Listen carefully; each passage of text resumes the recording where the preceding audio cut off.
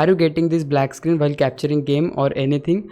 Don't worry, I'll fix this for you, but make sure to subscribe my channel if you found this video helpful. Now first thing is to make sure that display capture is on. So you just have to click on this I button, and yeah, there you go, the problem is now solved. But if the problem is still there, what you can do, just search here OBS like this, and you will get the OBS. Here we have to right click, then go to open file location, again right click on the OBS studio, and again we have to click on open file location, and this time we are going to click on OBS 64, this file.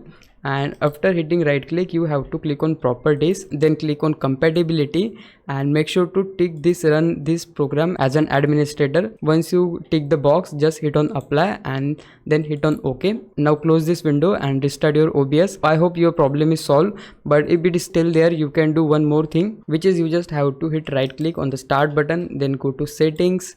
Here click on system and just scroll a bit and click on graphics setting. Here you have to tick on desktop app, and once you select that, we just have to click on browse. Here we have to find the OBS file. For that we just have to go to Windows drive, then hit on program files. Here we have to find the OBS folder, and as you can see, this is the one.